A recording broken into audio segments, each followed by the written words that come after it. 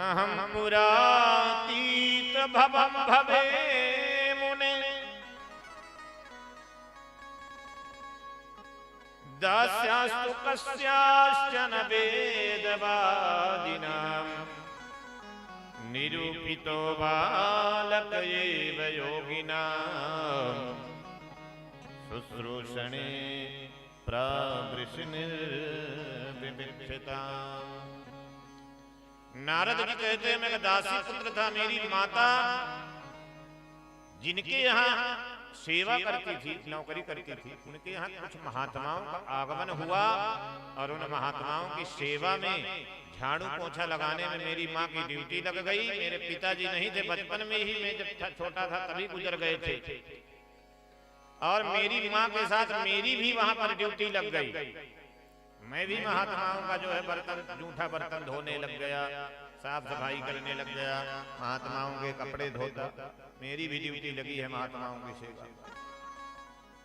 एक दिन ऐसा हुआ कि कई महीने बाद जब महात्मा लोग जाने लग गए तो मैं महात्माओं के सामने रोने लग गया कि मुझे भी लेकर के चलिए। महात्मा लोग बोले कि ठीक है चलो, लेकिन जैसे मैं महात्माओं के साथ जाने लगा तो मेरी माँ रुदन करने लग गई, महाराज इसे मत लेकर के जाना। मैं रो रहा था कि मुझे लेके चल, छोड़ के ना जाना। मेरी माँ रो रही थी कि लेके ना जाना। महात्मा लोगों को दया आ गई। महात्मा लोगों ने मुझे जो है माँ पर दया करते हुए और मुझे समझाने लग गए कि बेटा जब तक तुम्हारी माँ जीवित है तब तक तुम्हें घर छोड़ करके बाहर नहीं जाना। महात्माओं ने मुझे मंत्र दे दिया, ओम नमो भगवते वासुदेवाय। ये मंत्र नारद जी कहते हैं कि महात्माओं ने मुझे दिया कि इस मंत्र का जाप करते रहिए और इस मंत्र का जाप करते करते ठाकुर जी की कृपा हो जाएगी। मैं उस मंत्र का जाप करने लग गया, सब धीरे धीरे समय व्यतीत होने लग गया। एक दिन मेरी माँ गैया दुहने के लिए गई, रात्रि में अंधेरे में उसे सांप ने काट लिया और मेरी माँ की सांप काटने से मृत्यु हो गई। एकदा निर्गतांगे हाथ दुहंती निष्काम पथिम सर्पो दशपदा पृष्ठा कृपणाम कालनोदितः। सांप के डस लेने से मेरी माँ की मृत्यु हो गई और जब मेरी माँ को सांप ने डस लिया तो मुझे बड़ी तकलीफ हुई। मैं रोने लग गया। मैं रोने लगा तो मेरे आंख से एक आंख से गर्म आंसू और एक आंख से ठंडा आंसू, दो आंखों से आंसू निकल गए। देखो जब दुख से व्यक्ति रोता है तो गर्म आंसू निकलते हैं और कभी कभी व्यक्ति सुख से भी रोने लग जाता है। सुख से आप कभी रोते हुए किसी को देखे हैं? जैसे बेटे की नौकरी लग जाए, बेटा जो है फौज में भर्ती हो जाए, कई वर्षों तक मेहनत किया हो, भाग दौड़ करी हो कई वर्षों तक, और कई वर्षों के बाद बेटे की अचानक जो है आपको खबर मिले कि बेटे की नौकरी लग गई। अब बेटा कहीं जो है अपने यूनिफॉर्म में आ गया, जो है देश का जो सिपाही के यूनिफॉर्म में आपके सामने आए और यूनिफॉर्म में आकर के आपके समक्ष आकर खड़ा हो जाए तो माँ जो है कितना आनंदित हो जाएगी, कितना खुश हो जाएगी देख करके बेटे। यूनिफॉर्म में देखकर बेटे को खुश हो जाएगी। और कई जो है माताएं हमने देखा कि बेटे को गले से लगाकर फिर उस समय जो है रोने लग जाती है, रुदन करने लग जाती है, मारे खुशी के रोने लग जाती है, खुशी के आंसू। कहीं छोटा बच्चा जो है जब आता है स्कूल से, अब बड़ी खुशी के साथ आता है कि माँ मैं पास हो गया, छोटा सा बच्चा, तो उस बच्चे को जो है माँ हृदय से लगा लेती है और हृदय से लगा करके माँ जो है इतना खुश हो जाती है कि माँ के आंखों से अश्रु बह जाते हैं।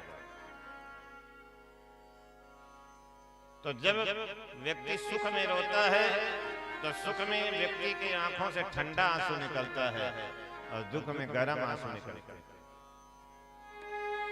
नारद जी कहते हैं मेरे आंखों से एक से ठंडा आंसू एक से गर्म, क्योंकि माँ मर गई तो गर्म आंसू निकल रहा है। अब मैं सोचता था कि मेरी माँ भजन में बाधा थी, जब मैं माँ के वजह से भजन नहीं कर पा रहा था तो अब मुझे भगवान का भजन करने के लिए मिलेगा। जब ये सोचते हैं तो नारद जी के आंखों से ठंडे ठंडे आंसू निकलते हैं, खुशी के आंसू। चलो अब भजन करने के लिए। माँ के गुजर जाने के बाद कई दिनों तक मैं मेरे गांव में रहा, फिर मेरा मन नहीं लगा। मैंने देखा कि इस संसार में तो कोई है नहीं आंसू पहुंचने वाला। मैंने उस बस्ती को छोड़ दिया और उत्तर दिशा की ओर चला। एक पीपल के वृक्ष के नीचे नदी के किनारे में बैठ करके भगवान का भजन करने लग गया। वही मंत्र जो मुझे संतों के द्वारा मिला था, उसी मंत्र को मैं जाप करने लगा।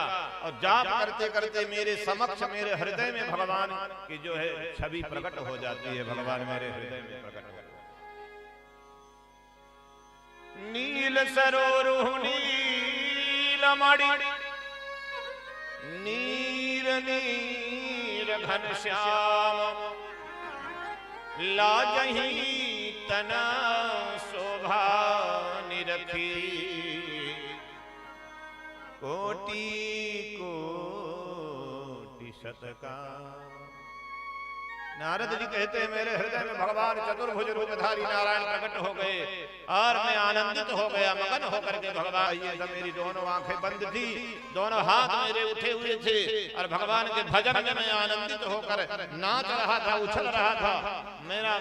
मेरी आंखें बंद थी, प्रभु से साक्षात्कार मेरा हो रहा था।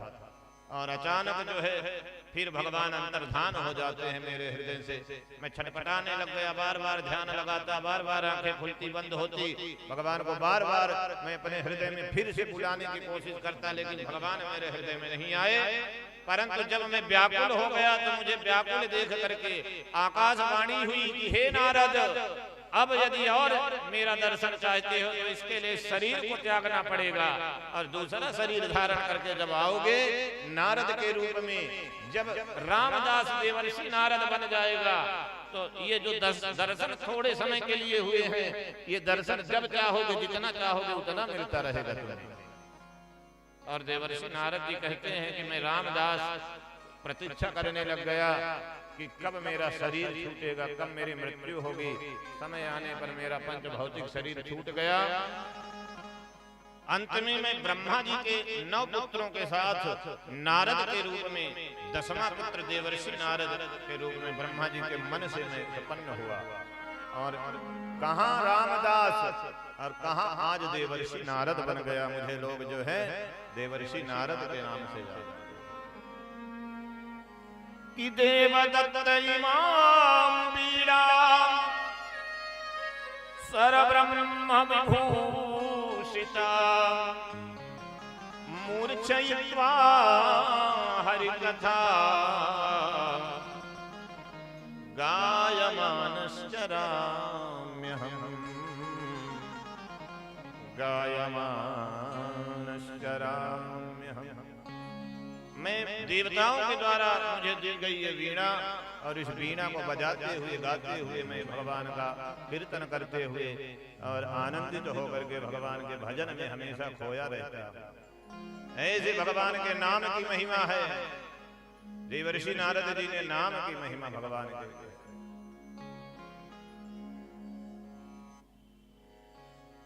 नाम भगवान का जो दिल से लिया करते हैं। अभी थोड़ा भजन का आनंद ले ले। नाम भगवान का जो दिल से लिया करते हैं, उन्हीं भक्तों पे प्रभु प्यार किया।